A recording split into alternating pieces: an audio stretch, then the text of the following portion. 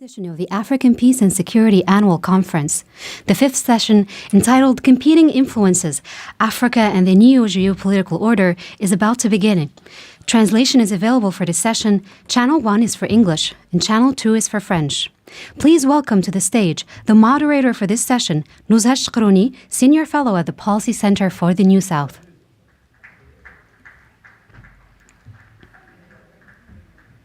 And now please welcome our speakers, Chris Alden, Director at LSE Ideas. Emebet Kisachu, Independence Consultant and expert on regional peace and security and peace building. Stephen Klinkebeel, Head of Departments at IDOS. And Ibrahim Asila, Senior Lecturer in Political Sciences at Gaston Berger University. Before giving the floor to our chair, allow us to introduce the session. The return of Donald Trump to the U.S. presidency has added a new layer of uncertainty to an already volatile international landscape. Early policy signals suggest a growing emphasis on transactional diplomacy, reduced multilateral engagement, and a reshaping of traditional alliances, all of which carry direct implications for Africa. As global rivalries deepen, how can African states define a coherent strategic stance that preserves agency and maximizes leverage? Africa's diplomatic positioning is coming in response to shifting global alignments and evolving U.S. priorities. Across the continent, countries are actively recalibrating their external engagements in a context marked by intensified competition, selective partnerships, and normative fragmentation. These developments are prompting difficult choices that test the ability of African states to maintain coherence and leverage in their international relations. Beyond external pressures, Africa faces the challenge of articulating a unified and forward-looking vision to navigate the changing geopolitical landscape. Amid these dynamics, key questions arise. How should African states position themselves diplomatically in response to evolving U.S. priorities and shifting global alignments? What strategies can help preserve African agency amidst rising global competition and selective engagement? And is there a path forward, a shared African vision that can navigate these uncertainties while maintaining autonomy and resilience? Nuzhat Shkrouni, the floor is yours. Good morning. It's a great pleasure to have you all this morning to discuss these important topics about competing influences, Africa and the new geopolitical order. In a rapidly shifting geopolitical landscape, Africa has become a key arena of global competition. Traditional powers and emerging actors alike are vying for influence through strategic partnerships, access to resources, market expansion, and political alignment. This renewed attention underscores Africa's growing global importance, but also raises critical questions around sovereignty, agency, and the alignment of foreign interests with African priorities. The return of Donald Trump of the US presidency adds a new layer of uncertainty and complexity, particularly in regions such as the Sahel, already facing challenges of instability, foreign interference, and fractured governance. A key geopolitical shift is the US's move toward a more transactional foreign policy under Trump, prioritizing bilateral agreements and security interests over multilateral cooperation and development aid. Amid these dynamics, the rise of rival influences, where Africa may be viewed mainly through the lens of a great power competition, China, Russia, limiting African agency. So key questions arise. How should African states position themselves diplomatically in response to evolving US priorities and shifting global alignments? What strategies can help preserve African agency amidst rising global competition and selective engagement? Is there a path toward a shared African vision that can navigate these uncertainties while strengthening autonomy and resilience? To explore this important and complex topic, I'm delighted to welcome distinguished experts from diverse backgrounds and regions of the world. They will share their insights, perspectives, and propose 3 key recommendations. So without further delay, our first speaker, Mr. Stefan Klingebiel, head of the department IDOS Germany. Dr. Stefan, you have already the bio, but he's the research department inter and transnational cooperation at the German Institute of Development and Sustainability. Mr. Stefan, the floor is yours. Thank you. Thank you, Madam Moderator, and good morning to all of you. So let me start by saying that Donald Trump is successful in getting my attention in a way every day. We know that he decided already a number of important things relevant to the African continent, looking at the tariffs, 50% for Lesotho. Okay. We go to see the end of AGOA in September. Let's wait how a future arrangement might look like. Dismantling of USAID. The big surprise how to treat President Ramaphosa at the White House. So many of those things. So this is relevant to the African continent. It's relevant for me at home in Germany. It's relevant everywhere. At the same time, I think it's also important to understand there are also some other news.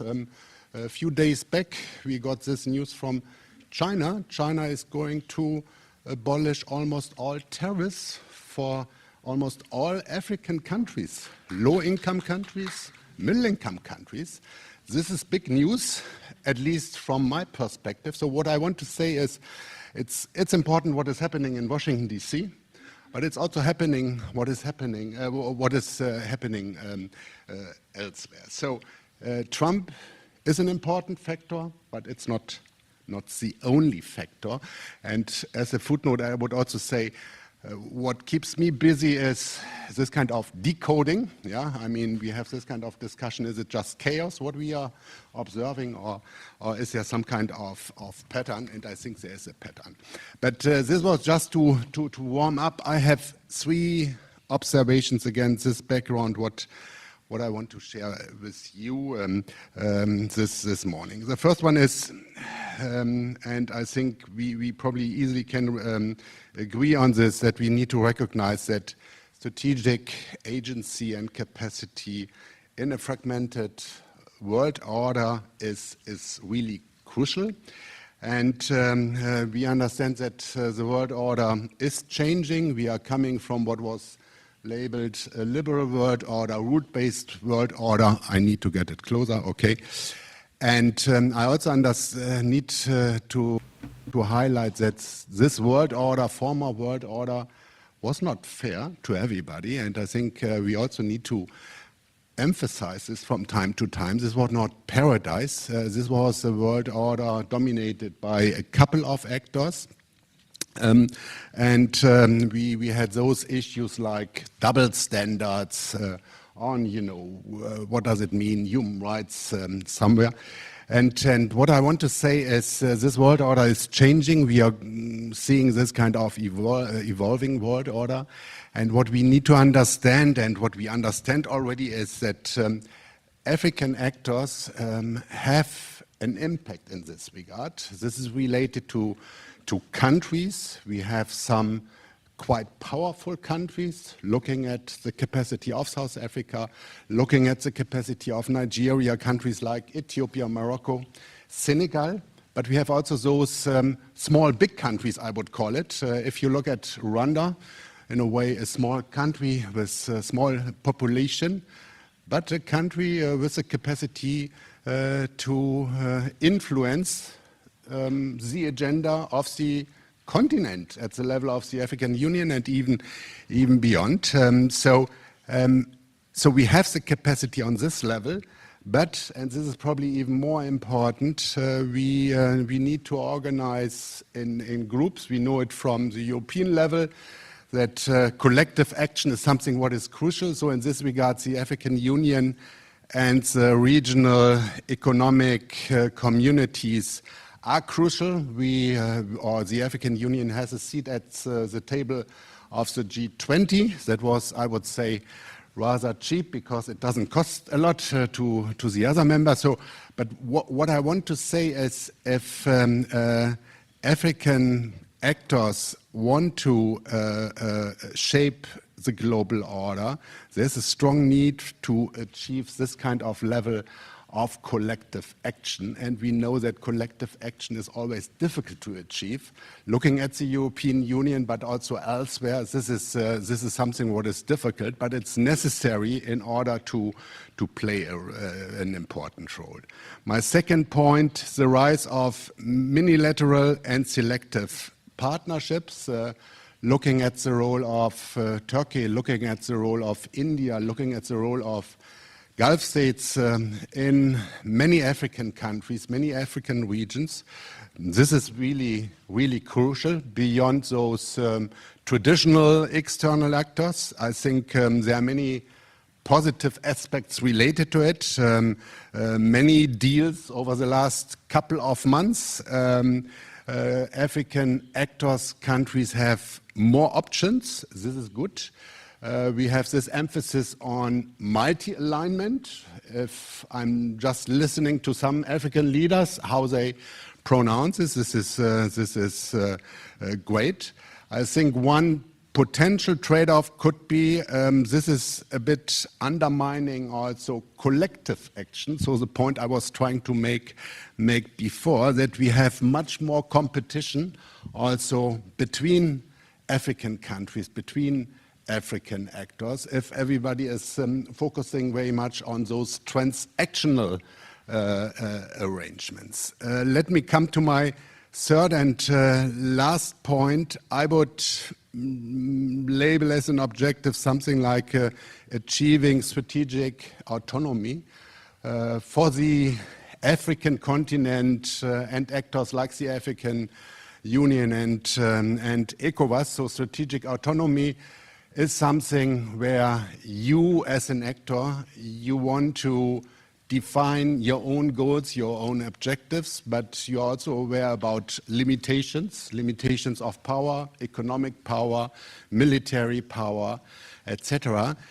So you need to include considerations related to other actors. You need to build on coalitions, but this is necessary to be a norm provider, at least to some extent, to change this role from a norm taker.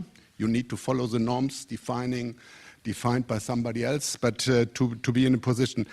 And I think we have some good examples. Agenda 2063 is great in this regard. What is needed is probably much more pooling of resources in this regard. Looking at the African Union's level, I think this is a key requirement that African countries agree more to pool resources. I think the think tank capacity, and looking here at the policy center, this is an outstanding positive example, but you don't find many examples in this regard. I think in South Africa there are many good think tanks, but really powerful. That's might be even the next level. Also networks, I'm collaborating very much with the network of Southern think tanks, for example. This might be good, not just to have big meetings, but 5 or 7 good ones.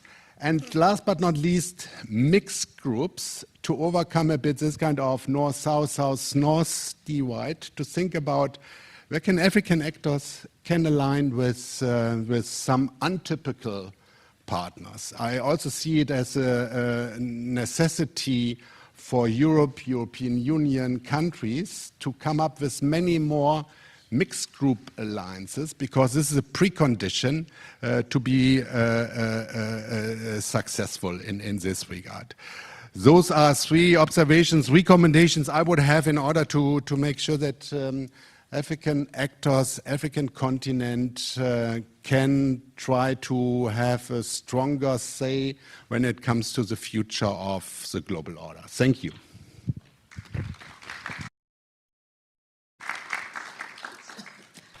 Thank you very much, Mr. Stefan. Indeed, Africa can act collectively.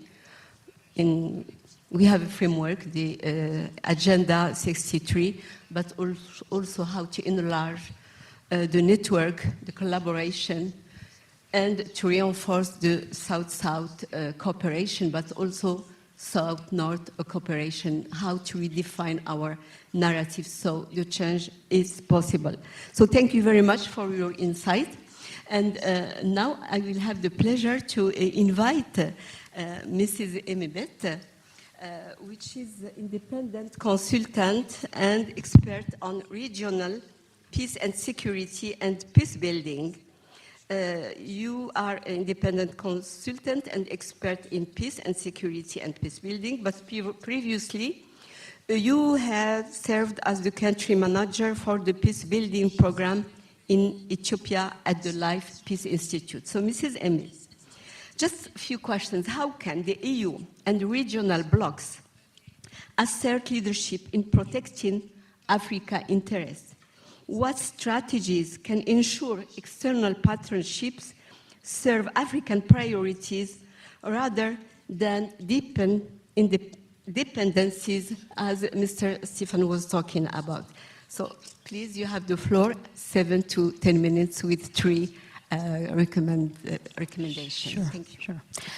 Good morning, everyone. Thank you, Policy Center, for inviting me, and I'm pleased to be part of this distinguished speakers. So as we speak today on the competing influencers in the region, it's important to highlight, or I want to highlight 2 blocks or 2 powers in Africa especially. The first is the obvious between China and the US, the great powers. And it's obvious, it's not a new phenomenon, it's happened over 2 decades ago. But still, between China and the US, they choose the battleground, especially in Africa. Those countries with rich and critical mineral resources, with especially in the Red Sea, in the Horn of Africa, their presence and the competition is being played out in the region. But also I think the current administration, the US administration, as is shown, they pulled out funding from especially aid and humanitarian support, but also peace-building efforts in the region. But who is then filling the gap or the vacuum? Usually it was EU, for example, filling the gap, but now EU is also constrained. They're looking inwards, and even some countries are now being put in place to militarize or to boost their military spending. So this gap created, usually we say, okay, the competition between US and China is there, but is China placed in, or more placed in, or fitting that balance in a way? Are they actually playing the role that the US used to play? So, for example, in terms of governance, in terms of peace building, in terms of human rights, all kinds of programming, is China well placed to do those activities? So we have to look at the competition in terms of who is better aligned, who is better placed to do this type of work. So the other power players or competitors, I would say, is the GCC, or the Gulf Cooperation Council, and Turkey as well. The reason why I'm saying this is that they are changing the multilateral setting to minilateral setting. And it's very interesting because the Gulf states themselves are occupied in competition amongst themselves, especially between UAE and Saudi Arabia. And Saudi Arabia wants to play the hegemon in the region. And there's also Qatar playing or coming next. But interestingly, new players, are also playing it in their geographical locations or proximity, where, for example, you have the Red Sea, you have the Horn of Africa, Middle East, and of course, where there are ports strategically, or strategic military bases. They're also vying for agricultural land and massive operations. So what also interests me, and I'm contemplating always about this role Qatar has, especially over the last 1 decade, they're actually stepping in the diplomatic space or in facilitating mediation and peace talks. So what does it mean also when it comes to competition between African leaders or AU, regional economic communities? What does it say about our capacity as a whole on the continent? So amidst this background, I also want to touch on the challenges of Africa. So I will highlight a few facts. So conflicts are growing in number and complexity. Between 2013 and 2014, conflict events in Africa have doubled in number. So from 1,700 to 4,000, which is, you can imagine, the number of conflicts that we have. And then there is also terrorism at large, and which, especially being as a conflict driver in the West Africa, Horn of Africa, and the Sahel region are the main ones to mention. There is also, yesterday, I was posing a question about possible interstate wars. So it was in the late 90s or 90s, it was intra-state war that was consuming Africa. But now there's also a potential threat on between interstate conflicts, like, for example, between Somalia and Ethiopia, between Eritrea and Ethiopia, between DRC and Rwanda. So these are like the major challenges that we are facing today. But I will not only talk about the challenges. I want to also highlight the positive developments in Africa. So, because we're talking about yesterday about narratives, building the narrative, right? And African countries are seeking, for example, alternative partnerships. So diversifying the actors they want to engage. They also take a position on UN reform. UN Security Council reform specifically. Africa is also gaining access to or seat membership at the G20, which is a big step. Whether their contribution is substantive or not is another topic, but still having that access is a big step. And the good news in Africa is that we don't need to reinvent the wheel. The will is already there. It's, for example, through Africa has one of the most beautiful normative frameworks, legal frameworks, institutional frameworks. So all we need to do is to revitalize all these capacities that we have at home and apply it when we need it. And the most important angle to look at is the protection of civilians. I think most of our leaders need to emphasize on protecting civilians, preventing conflicts. I think that's the major issue that we need to talk about. But I know I don't have time, but there's also one data I want to share with you, which is the recent data from Afrobarometer. And it says about the citizens' perception about democracy. And according to the report, it says 2/3 of Africans say they prefer democracy, or democracy to any other system of government. Large majorities reject one-man rule, one-party rule, and military rule. So this is a good positive news from the population, even though this may change over time. So what can the African continent, especially the regional economic communities, the African Union, how should they position themselves? Like I said, the center of focus should be the protection of civilians. And at home, every country should really focus on democratizing, or maybe stability, focusing on stability, focusing on inclusive governance, and to avoid fragility. I would also look for, how do you build legitimacy? It's not through the usual election cycle, but really how do you build a legitimate and credible constituency at home? And regionally, I think the REX, as I mentioned, we have good instruments at play, but also prioritize conflict prevention and early action. We have the early warning, but also early action is needed. And between REX, the regional economic communities, and African Union, there needs to be also harmonization effort because there is a lot of competition even among the regional economic communities and the AU. And maybe I would say build the financial capacities of the AU, which is the Peace Fund. Currently, I think it's around 400 million, but we need to increase the number, which comes through the contribution of member states.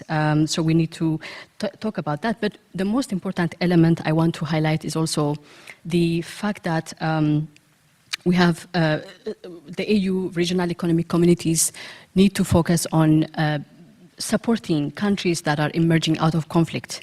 So really working on the soft tools that the AU has, which is supporting transitional governments or transitions, but also looking at national dialogues, really investing in that capacity.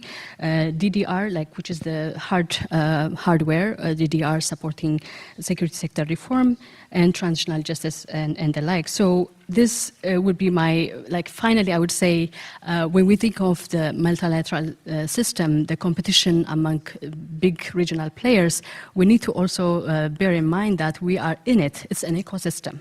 So think tanks like the Policy Center and many of the think tanks in Africa, the media, civil society, religious and faith-based institutions need to work in tandem so that when we talk about the competition that is coming from elsewhere, how do we tackle it through policy, through advocacy, through media, and changing the narrative as yesterday's session was. So thank you for this. Yeah.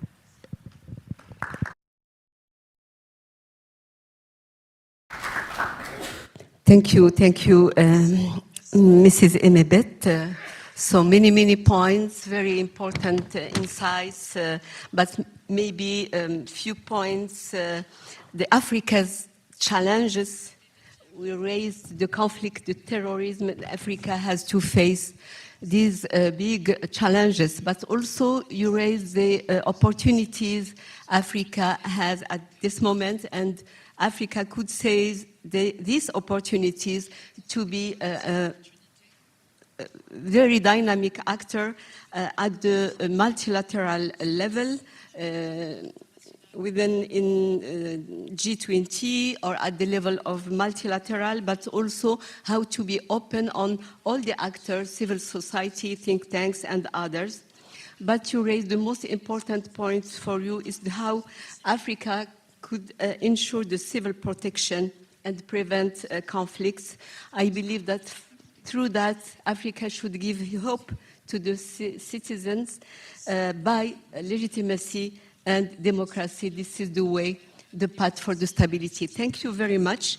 And now I will turn the floor to my neighbor, Mr. Chris.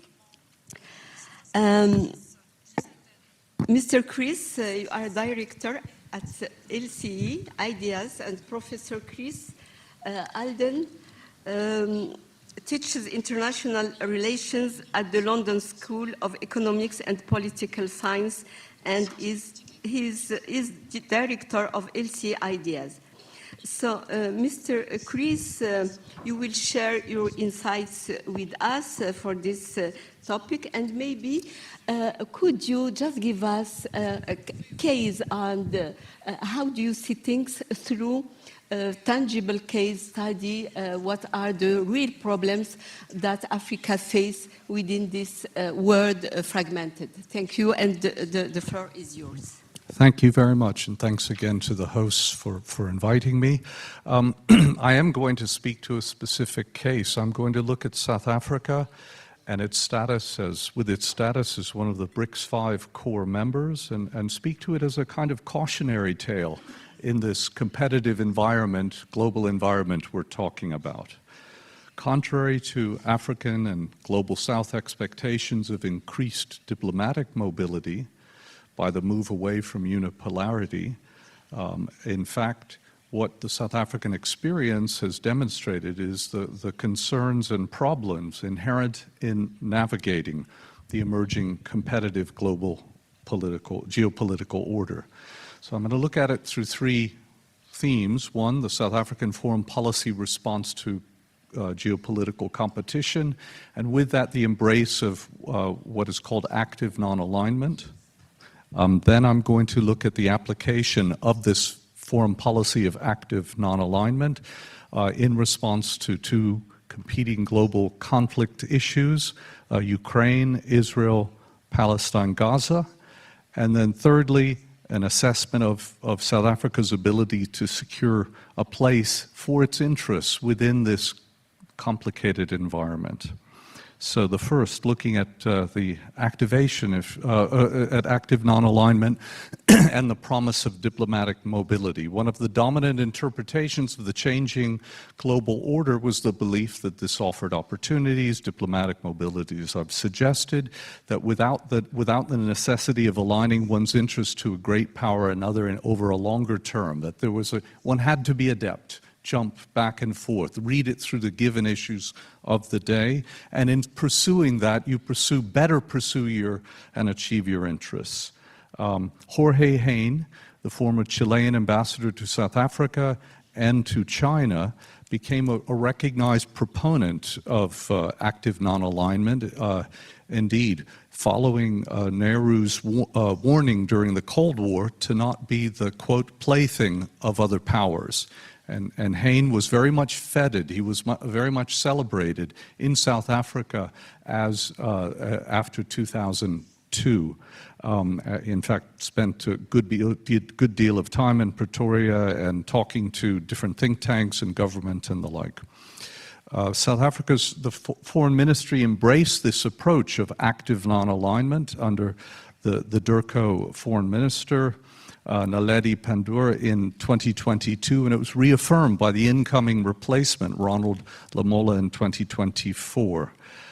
He gave a speech at the South African Institute of International Affairs soon after being appointed, and identifying the serious challenges facing the world, the instability they've generated, and the urgency for collective action to address them.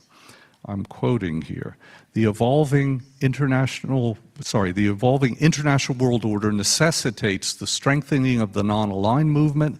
South Africa, with its unique policy of active non-alignment, is not reactive but proactive in the pursuit of peace.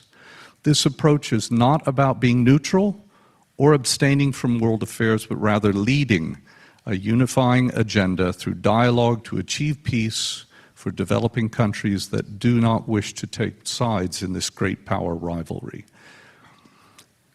So, to my second point. So how did South Africa's activation, if you like, of active non-alignment towards the Ukraine crisis, Israel, Palestine, and Gaza crisis turn out?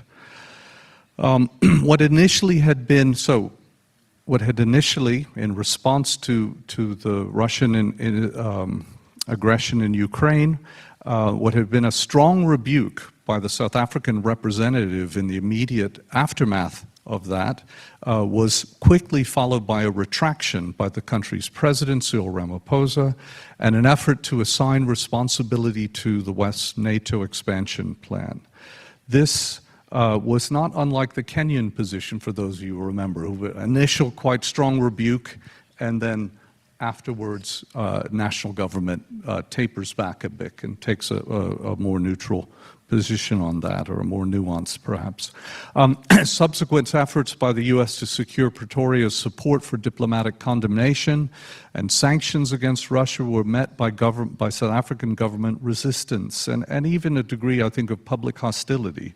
For the governing African National Congress and its strong affiliation, long-standing to the Palestinian cause, and coupled to that, South African government's earlier decision to put the case for Israeli genocide to the International Court of Justice, the South African government pointedly said to the US that its argument in support of Ukraine was fundamentally hypocritical, and they were happy to let the US know that in public settings. For instance, when the South Africa's DIRCO minister met with U.S. Secretary of State Antony Blinken in August 2022. There was a press conference, and again, I quote what she said at the time. Just as much as the people of Ukraine deserve their territory and freedom, the people of Palestine deserve their territory and freedom. We should be equally concerned at what is happening to the people of Palestine as we are what is happening to the people of Ukraine. We are not seeing an even-handed approach. President Ramaphosa's subsequent participation in African heads of states mediation mission, which, by the way, South Africa didn't organize but joined up though it's often portrayed as having South African leadership to it. A mediation mission between Kyiv and Moscow drew public criticism from Vladimir Putin for its own naivete, and did nothing to assuage, of course, Western concerns, while at the same time as angering Russian. As the host of the BRICS summit in August 2023 and a member of the International Criminal Court, South Africa was obliged to arrest Putin if he set foot in the country. This, of course, generated a crisis, but Ramaphosa acknowledged this publicly and said, look, it would be, quote, a declaration of war if they arrested Vladimir Putin, Russia's leader.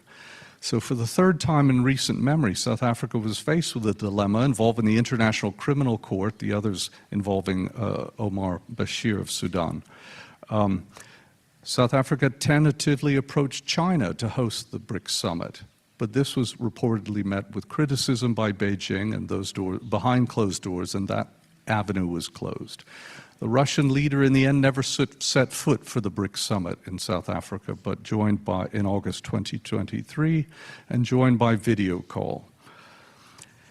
At the same time, South African equivocal positions on Ukraine's and efforts to hold the Israeli government to account generated calls by the US Congress to oust South Africa from the Preferential Trade Agreement, AGOA, with the United States in 2023. This produced panic amongst South African officials and a very rapid reaction in the form of a trade mission to Washington to explain and stave off this idea. Now remember, this is all the Biden administration I'm referring to here. This is not Trump. Okay. So these problems did not, in fact, come to an end with the incoming Trump presidency, which generated yet another round of hostile diplomatic exchanges, included U.S. accusations of genocide against the Afrikaner farming community, and a confrontation, which has already been mentioned by one of my colleagues, in the Oval Office between Cyril Ramaphosa and Donald Trump, as well as a U.S. refusal to participate in G20 meetings in 2025, which South Africa, of course, is hosting. So 3, an assessment of this policy. South African foreign policy, framed by its own authorities as a pursuit of principle through the application of international law in combination with pragmatism of active non-alignment, has been mismanaged through a seesaw diplomacy that would taper one way and lean another way again and again, ended up satisfying none of its objectives, extracting painful outcomes, in fact, for South African interests. So specifically, affirming international law, pointing out hypocrisy in its application, did offer hope to the Palestinian cause, but it didn't change, as was hoped perhaps, Israeli actions or certainly US support for those actions. Secondly, South Africa managed to provoke US hostility both under Biden and Trump. I think that's sort of a unique position. It's a kind of achievement, but not necessarily the one would want, to the point that both administrations engaged in punitive measures, both economically and diplomatically. 3, Russian relations with factions within the ANC structures were reasonably good, but towards the South African government, very cool, if not hostile. Russian resources for South Africa were not significant for its economy, so there was no clear pursuit of interests where where that came, and clear outcomes.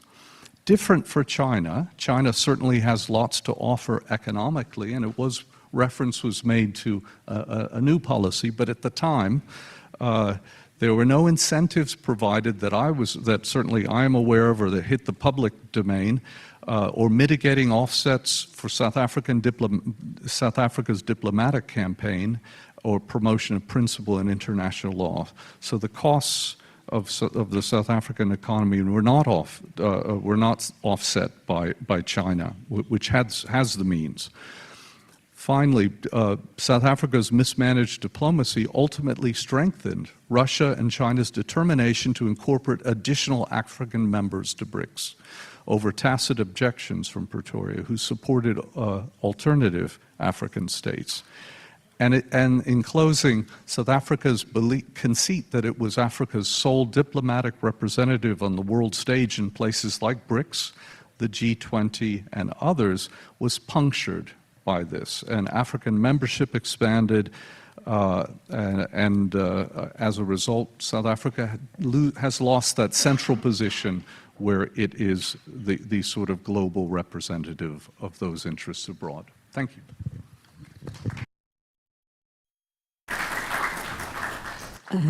Merci beaucoup, Monsieur Chris. Donc, merci d'avoir parlé. Thank you very much, Mr. Chris. Thank you for sharing your perspective and your analysis about a precise case for South Africa, its policy and its choice of non-alignment, as well as with the United States, with China, in the different conflicts that are between Ukraine and Russia.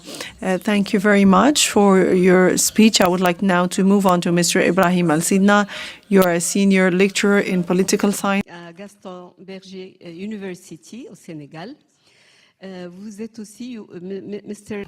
You Political Science at the Gaston Berger University of Saint-Louis, Senegal, where he also serves as president of the doctoral school. Mr. Silla, many questions. You will take the floor in French, but just allow me maybe to have two points. Maybe you can also elaborate on that or other questions. Are African states able to shape the terms of engagement in this new geopolitical context? What risks and opportunities arise from this competition, particularly in fragile regions like the Sahel? And maybe you have other questions to share with us. The floor is yours. Et vous pouvez parler en français, on a la traduction. Merci. Parfait. Tani. Hello, everyone. Hello, Mrs. the President. Thank you very much for leaving the floor to me to tackle the question and the problem and issue of influence. I would like to thank the Policy Center of the New South for their invitation. I would like to thank the Moroccan population, which is a population known for its friendship with the Moroccan population, coming to Tangier and presenting my passport.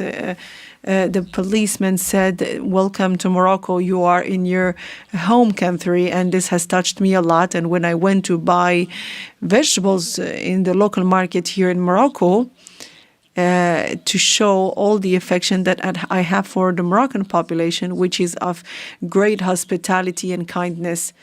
The second point is that we are thriving in a academic environment and a scientific one. I'm impressed by the environment here. Congratulations to you, and hoping and looking forward to coming and teach here in Morocco or to share also our expertise in the field. I would like to tackle the question and the issue of influence, which is becoming today very important in international relations, but also on the political landscape. It allows, in fact, to have multiple approaches when it comes to influence. The question that remains is to bring a conceptual precision when it comes to influence. What does influence mean? What does it implicate? can we be tempted to mix up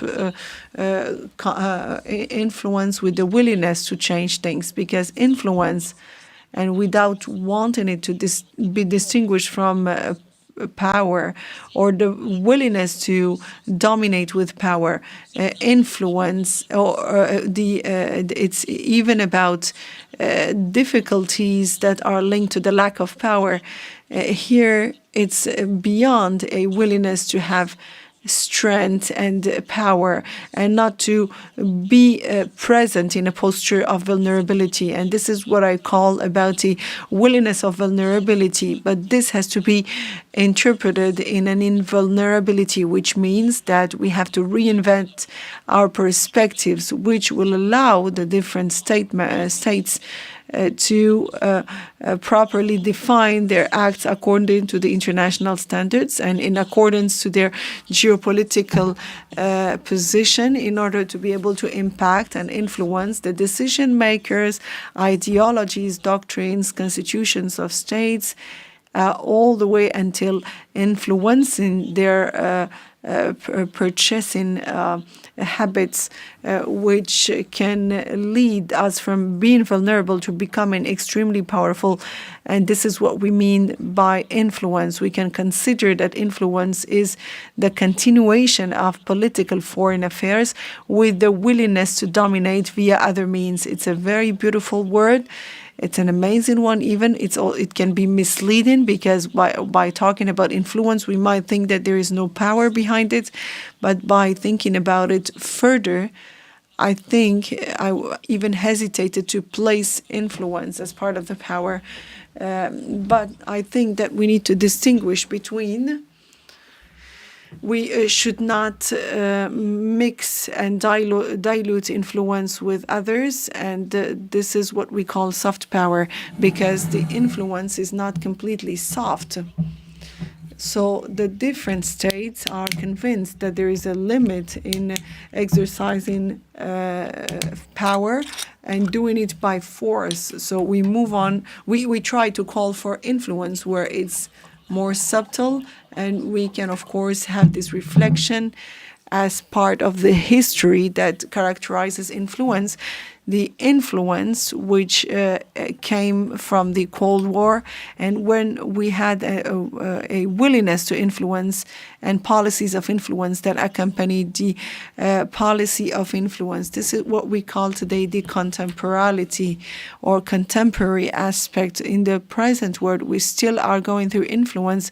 We even observe it, which is not just conducted by state acts such as United States, France, Turkey, as well as India, countries in Africa, but a presence that takes the shape of influence and that goes through a number of levers that sometimes can translate the willingness, not only a willingness of influence, but a stronger one. So we should not hide behind influence. We have a fundamental willingness to have influence. It's not for nothing that the Chinese want to be part of Africa. The United States are not necessarily interested by Africa, or maybe look down at Africa, but as opposed to India, China, and Turkey, who are more and more present in the African ground, while the traditional actors of influence and colonial politicians is losing their positioning in the African continent, because certain regimes are definitely even calling France to leave the country to liberate their space, which is for French military bases. And we can see more and more supermarkets and infrastructures that are put in place by China, India, and countries that we have never been used to. If I take the case of Senegal, where there was a very strong French presence, but now we feel more Indian presence, Turkish presence, as well as Russian and Chinese presence. It's the Chinese suppliers are the one who have built different highway infrastructures. through a number of drivers and levers that are diversified. And this shows the importance of influence that needs to be interpreted with a willingness of alliance. Influence comes with alliances, but it also comes with strong geostrategic alliances that may lead to a geopolitical, a political influence that is more centered on creating a soft influence. This create a geopolitical aspect linked to what we call connivence, or which in fact leads us to a policy of influence, wherein we try to be subtle and take a number of decisions and actions and even influence the different actions of the states in the same way. Now I would like to speak about the different levers that used to elaborate the influence. We have levers of ideologies. We should not forget about all what helps us to constitute the most important cornerstone of influence. We need to remember what happened in the past. When I was doing my classes in international relations, we were informed that Africans during the Cold War didn't have any Russians, but we had resources, and this is a willingness to show things. We refuse to be part of the influence game that you want to impose on us through ideologies, but we have resources that can constitute important elements to impose the willingness to play and to even become a player in this influence game, because ideologies are a strength, a mean of influence. The oldest one, remember that there was even a refusal from different states to even completely refuse any kinds of scholarships coming from foreign countries. We had to even refuse any scholarships from Russia or the Soviet Union in the past, and most of the students were more prone to go to the United States and France, and we had to avoid the ideological contamination that may have a very bad influence once the graduate students are back to their country. So the different African constitutions and the political African constitution as well, the elections and decisions that were taken, all of this had a great impact and a practical impact in the influence, as opposed to all the policies that were used. Let's take the Ledelier, for instance, that had a strong policy for African policies. The AFROF has even thought that France plays an important role. It played a fundamental role in the management not only of mentalities and mindset, but also public policies, both at the economic and geopolitical levels and other levels as well, that I do not want to elaborate more. Last point, the consequences and the impact of such influence. What has been generated so far? We are testifying today the certainty which is reassuring to us, but also a number of uncertainties that are highly alarming when it comes to security and safety with different African countries that are thinking that due to the game of influence between Russia and China, some of them can be in fact part of this problem or this international issue, and they can so historically speaking, this is in fact accompanied with a form of populism, with the youth and actors who think that Russia is coming here as a savior, and China as well, and that these countries have less influence and they are even in a position of dominance and even power. And so they have a tendency to go towards these countries. And that's why I said this is where the danger resides, and this is what is important to think about when it comes to uncertainty on a geopolitical landscape. Going to Russia and thinking that China is kinder or Russia is kinder, and they're more in a they're in fact just in a policy of influence. They are not in a policy of not in a policy of power. In Russia, for instance, we had Wagner.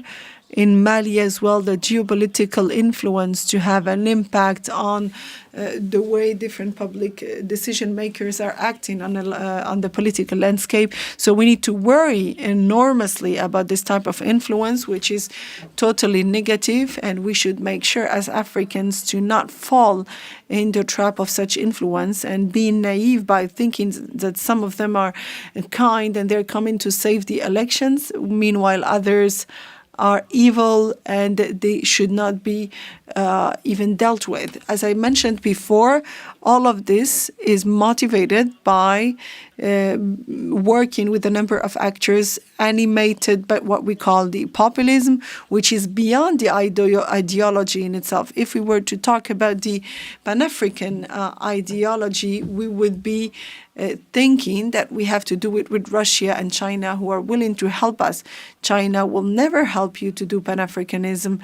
Neither Russia will do. You can reject France by saying that we do not want the French military bases here, but the other countries that will be coming to have influence are not as innocent as they may seem. We have to deconstruct this imagination, wherein that there's always one side of the word that we need to get rid of, but one other side of the word which is more interesting to us. Most of them fell in the trap of populism and strategic pragmatism. We need to have a clear vision of the geopolitical landscape in order to decide on this. So I would like to end by saying there are many research laboratories and think tanks that need to have a proper reading and understanding of the current situation and to consider the geopolitical situation that can allow Africa to emanate from this and even find better solutions. Thank you. Thank you very much, Brahima, for explaining this so well and talking about it from an epistemological point of view, mentioning the representations and the different powers that came on the battlefield. If it is not a soft power, it's not also a hard power, but it's a subtle hard power. I think this is what Joseph Nye also calls as smart power. You evoke those also the presence of different superpowers in Africa and their influence, including Turkey, China, India, and Russia. And this influence can lead to alliances or even connivances.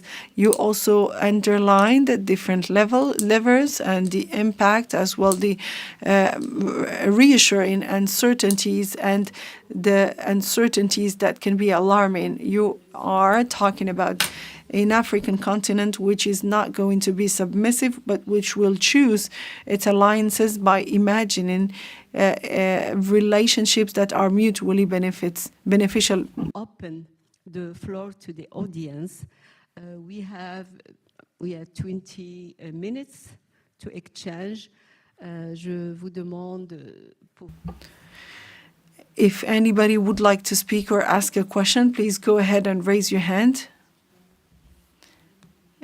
And to identify who the question is addressed to.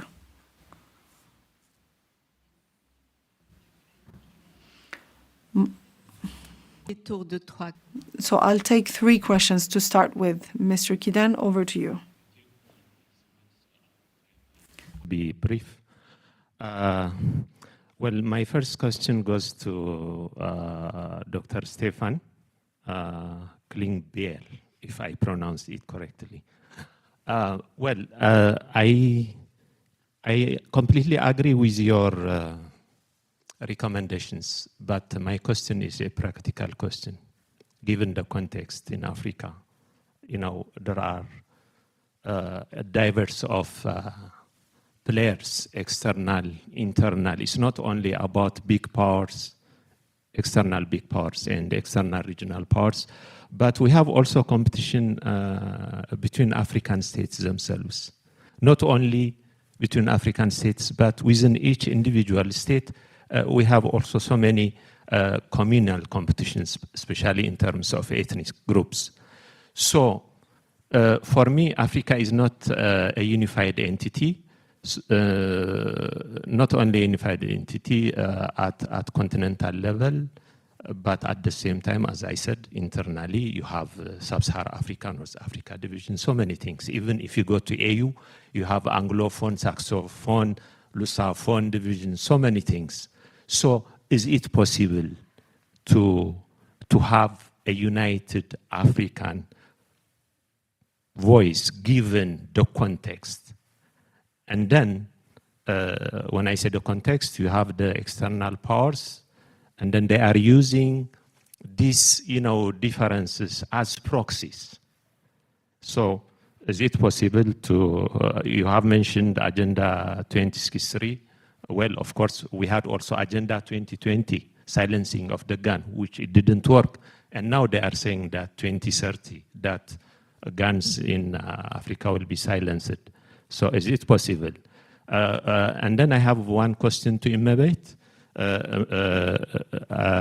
Yes, I agree with Imabet as well that as of 2014, you said that yes, there is an increasing number of conflicts, especially in terms of interstate conflicts. It's not necessarily violent conflicts, but it can be diplomatic conflict as well. So what do you think is the role of African Union in solving these conflicts, be it interstate or intrastate? And then our speaker from Senegal, he said that USA is not interested in Africa, which I don't agree partially, because from the perspective of the issue that I raised earlier, say in one or more of the conflicts in Africa, it was not the African Union that was successful in solving the conflict. It was the US. And then still the US is interested in some specific regions of Africa. Finally, to Chris Alden, this active non-alignment approach of foreign policy of South Africa, does it also work towards Africa, within Africa itself? Thank you. Thank you, Kidan. You have the floor. Micro, s'il vous plaît, par là.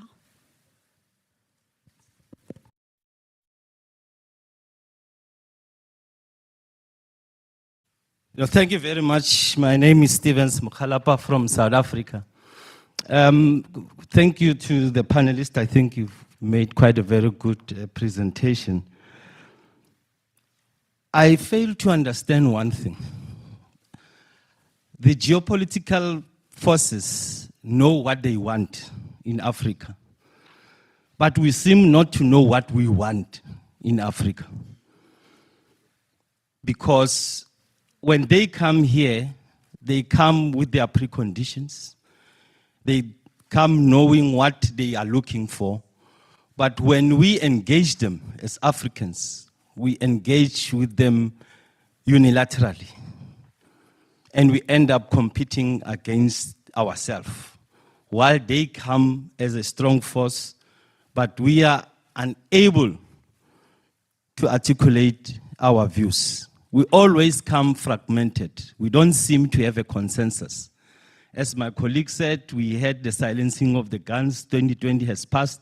Now we've got one leg that is standing, that is Agenda 2063. Why don't we dissect the Agenda 2063 in terms of all those aspirations? And when we engage the geopolitical forces, we have one common theme around that. Why, when we negotiate with the geopolitical forces, we go as the Sahel region, Arabic region, Horn of Africa region, SADC region, Central African region, East African region, Nothing wrong with the regional economies. But why don't we have a consolidated African force in terms of the bargaining and the negotiation tool when we negotiate with the geopolitical forces? Chris, the non-alignment issue, I'm a South African. I don't like the non-alignment because of it makes you weak. But I think it is a departure from our original foreign policy that was crafted by Madiba, which was about human rights and the respect for international law. But in our quest to build friends across the world, we reset the foreign policy to be non-alignment. But it is quite a very odd non-alignment. In some instances, we take strong positions. In some, we take non-alignment. We operate like the EU yesterday, who couldn't agree on condemning the war in Israel and Iran. So this issue of non-alignment, it is a strong, strong departure from our strong original foreign policy when it comes to ensuring that we become the leaders of global politics. But that is another debate for another day. The essence and the question here and the elephant in the room is to say, what is Africa doing to make sure that we've got a very much stronger position and bargaining tool? And one other disturbing instance is that even with our intra-conflict, why is it always the geopolitical forces that are able to mediate our own conflict? We always talk about African solutions for African problems, but we fail when we come to our own inter-conflict. And then it means our conflict cannot be resolved because of external forces are the ones who are giving the conditions of how to silence our guns, other than ourselves. So what does Africa want? Okay, thank you. Big question. We need another session, but thank you very much. Yes, I have 4, so I will take another question, give the opportunity to the speakers to answer, and then I will come back to you for another round of questions. So yes, please. Introduce yourself and to whom your question is addressed. Yes, Abhishek Mishra from India. My question is for Professor Alden. So we have seen that due to Africa's centrality in global order, many countries, big or small, are rushing to host summits. So Africa +1 summits have become fashionable. However, from an African perspective itself, we have seen sort of a summit fatigue creep in, whereas it is perceived that all these 54 leaders are summoned to a country and they just go and take group pictures and come back. Now, from the African Union perspective, the Banjul formula, whether it is the Japan's TISAD or the FOCAC from China, they did not follow the Banjul formula. India was the first country to follow the Banjul formula, but then again, in 2015 summit, India did not follow. So going forward, how do you envisage the summit diplomacy to take shape from an African perspective? Thank you. Thank you. So I will maybe start by Mr. Stephen, because the first question was for you. Thank you so much. Great reflections, great questions. Let me try to bring it a bit together. So first of all, of course, external actors, external challenges, that's not the only challenge. There are a number of domestic issues and challenges as well. Let me just highlight some. I think this kind of fragmentation of world order is also mirrored on the African continent.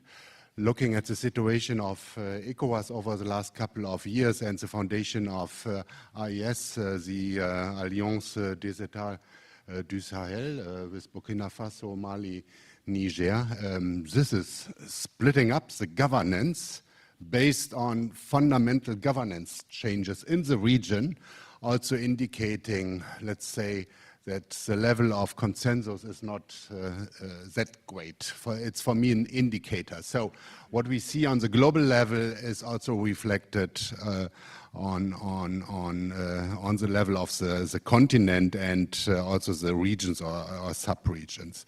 We have a number of other challenges. I mean, you are very well aware about the situation based on ODA cuts, that we have those discussions on domestic resource mobilization. In a way, for me, it's also a bit difficult to understand how does it come that still a number of countries do not really use their own possibilities in this regard. And of course, governance and accountability issues in African countries. You were indicating to Afrobarometer what people expect from governments in Africa, and if we see those military coups in 23, 24, this kind of military regime type, which is quite unique in the world. I know Myanmar, but do we have many other examples? This is creating a number of accountability and governance issues, and I know this is not easy to discuss, but it's also related to some other aspects, like this kind of deal approach related to some of those situations, but even for democratically organized countries. I think this is leading to a situation where everything becomes a quick deal. Oh, I can do this deal with country X and country Y is now competing, etc. But this is not really a strategy or a vision, a long-term perspective. So in this regard, I think it's true, this kind of combination, what is the external environment for Africa, African actors, in combination with those domestic topics. In this regard, I think it's not easy to come up with some easy solutions, but one aspect I would think is really where can you facilitate, encourage this kind of independent thinking. And I think, I mean, that's a bit pro domo. Think tanks are not a solution for everything, but if you do not have, and this is why I found this narrative discussion yesterday also very fascinating, if you do not provide the room to discuss it, somebody else will come up with a new commission for Africa or on Africa or somebody else. So you need to have this space here. It's great. I know a number of other African think tanks in Ethiopia, South Africa, of course, etc. But those are small institutions, typically depending very much on external resources. You know it. This is not a big splash. So one first point would be really take your own resources if you are government or parliament and invest it in independent thinking, and be relaxed if those independent thinkers come up with some ideas you do not like.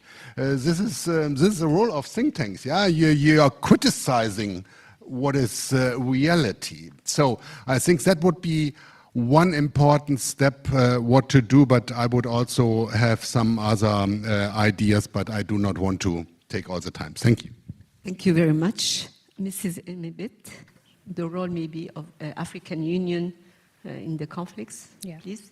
Sure. Thank you, Kidane, for that question. And you and I know the space of the AU, the regional economic communities, and their role, or their expected role, in especially preventing violent conflicts. I would say the AU, which is the African Peace and Security Architecture, which was established in 2002, I think, you know, that's a very big instrument. And within it, we have also the Panel of the Wise, the Continental Early Warning System, also other mechanisms like the peer review mechanisms. The question would be, are these mechanisms functioning as we expect them to be, especially in protection of civilians? The answer is complicated, maybe messy. Maybe I'll give you a good example in recent cases where South Sudan, for example, has gone through violent conflict since 2013, and they had brokered a peace agreement. The Regional Economic Community, which is IGAD, brokered a peace agreement. And finally put its ceasefire in place. But there is no linear process of putting especially armed actors to stop fighting in that context. But the recent case is that there was a fear, still there is fear, that South Sudan might go back to or relapse to another war after the peace agreement, because there is a lot of problem in implementing the agreement. There was twice the election has been postponed, but like in February, I think, or March, there was heightened tension. Still, the vice president, who's Dr. Riek Machar, is in house arrest. And, a lot of actors are, especially South Sudanese civil society, I give credit to them. They were on a mission to the AU to speak about, the potential relapse to conflict. And I can sense that the AU deployed its panel of the wise to handle or to talk to the actors. And in that sense, you can only expect the AU to deploy political missions, at the same time support technical, in terms of giving technical support that is needed. But the grand issue here, I think, is the political will. We talked about the political will yesterday as well. And, don't forget the AU is a member state-driven organization. And they can only go as far as the member states, agree.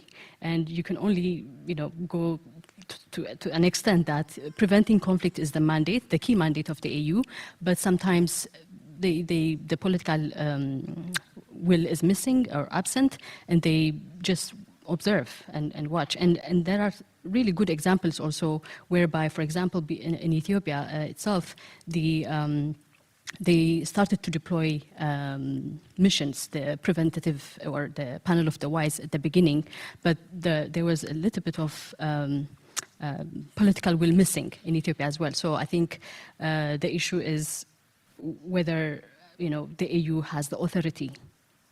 And I don't think there is a legal background or legal mechanism to do so. So I think until the AU becomes an authority, I don't know if there will be active prevention in a way. Okay, thank you very much. We are really running off the time. Mr. Ibrahima, could you give your answers in 2 minutes? Okay. Thank you. Merci beaucoup. I think that trouver une pertinence de l'action géopolitique. I think we need to find some relevance for the some relevance of the political actions, to not, in fact, forget about the current situation in Africa. I feel like we are not completely mastering the geopolitical agenda in Africa. It seems to be determined and even imposed by external factors in the continent, and for which the impact can have subsequent consequences on the African continent. This leads us to not forget and to focus on sensitive questions. I'm talking about questions pertaining to security and safety, but not necessarily military and defensive one. But we have also other worries when it comes to the state. We are focusing more on military and defense, security and safety, by forgetting about questions linked to security in its larger meaning. I'm talking about psychological security. I'm talking about food security with different consumerism representations in the ecological space, to an extent that the African continent today will be confronted to different problems because of global warming. And we always tend to forget about all of these questions, because what needs to influence the geopolitical landscape is not taking into consideration the food safety, environment crimes, and organized crimes. So sitting within or being in different states is a question of security, which is a fundamental question And I think this is the prerequisite that will allow us to let the continent be in a certain state of assurance. But we sometimes focus on certain things that may have a negative impact and might influence exactly, and I would like here to underline the harmful effects of certain movements that are emanating from populism, that are looking for a particular narrative or a nationalist speech, but that wherein the problem is not fundamental. So the fact that we are, for instance, inviting each other is not the solution. I think by reflecting upon these questions, we are letting ourselves be manipulated by actors that sometimes can be real problems and real drivers. And I would like to conclude with an essential point, the question of migration. Today, we are witnessing what we call chosen migration. All of these questions have a geopolitical impact. Demography as well is a chance, but also an extra burden. The continent is going to be depopulated and will be confronted to this question of immigration and migration, either a voluntary migration or an involuntary migration for those who are willing to go and work in the agricultural field because we have an aging population, and this what leads us to understand that we need to reduce the geopolitical landscape to these aspects that are defensive and military. The geopolitical landscape has to tackle actions, and we need to think about relevant actions for our different states in the African continent. I want to talk about a citation or a quotation from Roosevelt president saying that we need to learn to bend on the geographical map of Africa, to know our different states, their positioning, the threats they may encounter, ecological questions, to have also geopolitical and geographical reading of the continent, starting from what is happening today. Thank you very much. Questions, more two questions, please. You have the floor. Sure. Just to Gadani, I think that just like non-alignment, the original form of non-alignment was directed towards the great powers, in case the superpowers, the Cold War, so too this active non-alignment is an approach that's designed to manage great power competition, in this case, inclusive of China in that setting. He is very much thinking of that environment. So it's different in terms of the powers that are composed, right? The countries that are composed as and seen as great powers, but it's directed outward to those with greater position and power. I wanted to just follow up on human rights as a centerpiece of South African foreign policy, and suggest that in an odd way, South Africa is on the cusp of relearning a lesson that was learned in 1996 when Mandela, having just put his policy of centering human rights, putting human rights at the center of foreign policy, went out and criticized Sonny Abacha's regime for trying and executing the Agoni 9, and found that he didn't get support from the other countries, African countries initially, and then beyond that, or limited support. And that sort of, the rethinking that came with that was we can never act alone outside of Africa. We have to be in step with African interests on these sorts of questions. And of course, the building of the new, the creation of the new AU Constitution Constitutive Act reflected some of those sensibilities. So perhaps a version of this is true for the current issue, which is it's in principle and it aligns well with South African perceptions and the like, but to be exposed as an actor on its own outside of the continent's view is a mistake. So that could be the lesson that was learned from this. And then the last on the summit, just to say that the AU put a suspension on partnerships because there were so many. It's not unlike the cities in Europe now suspending tourists or something, saying too many summits, too many actors out there want this special and privileged position. So that has curbed or suspended some of the expansive expansion in that area.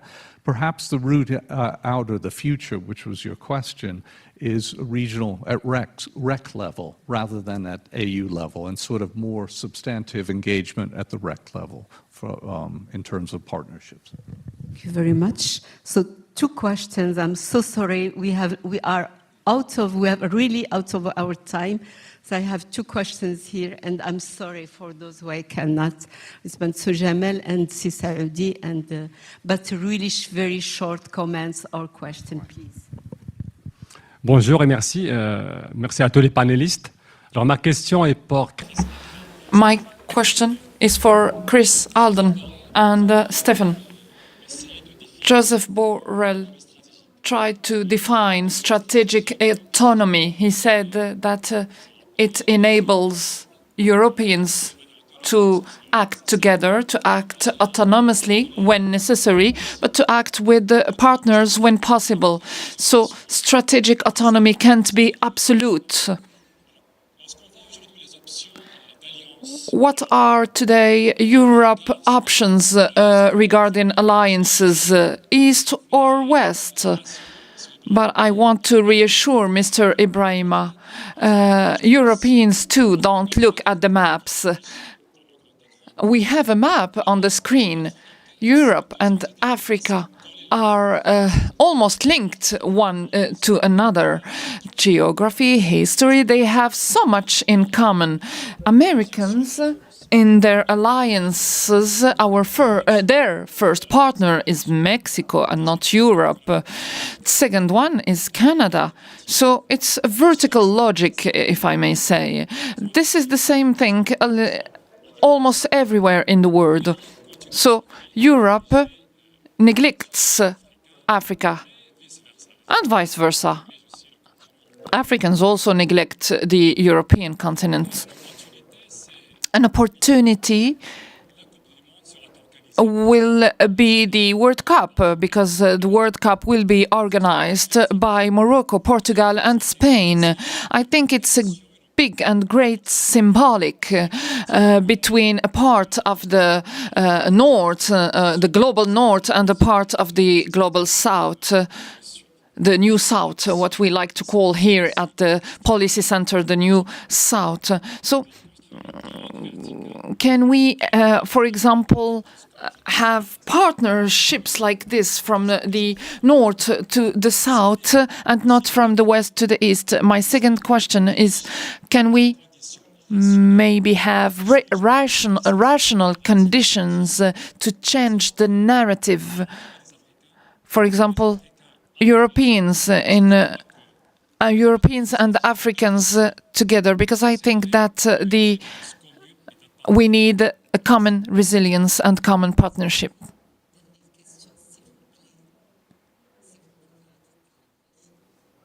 Last question. Thank you. Thank you, dear panelists. I have 2 questions. The strategic autonomy of Africa. I think without financial autonomy, you can't have any strategic autonomy. We need, first of all, to have the financial independence and autonomy.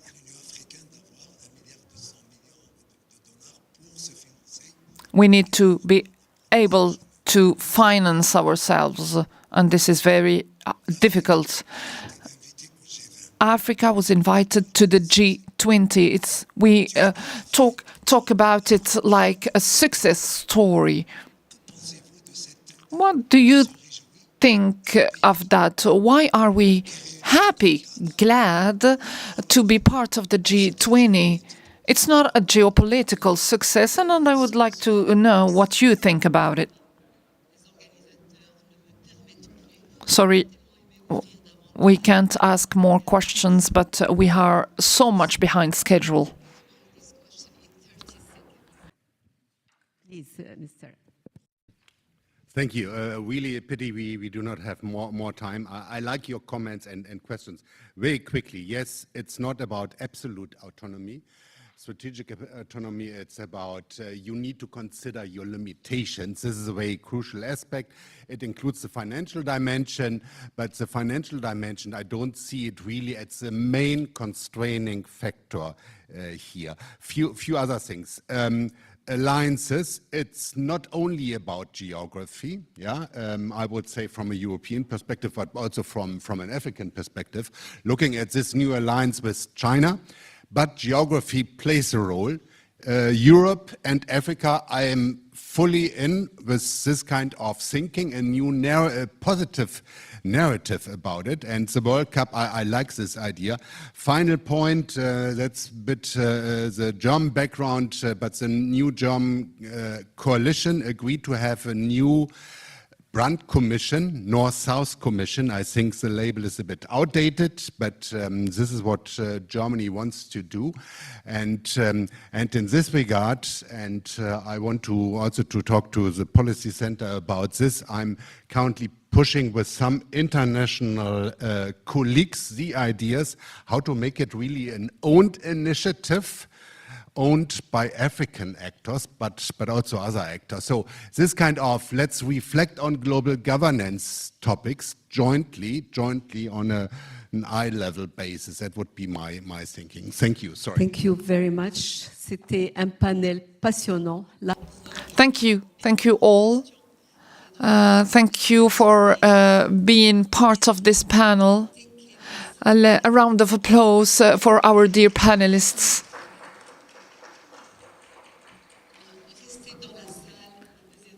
The second session will start right now.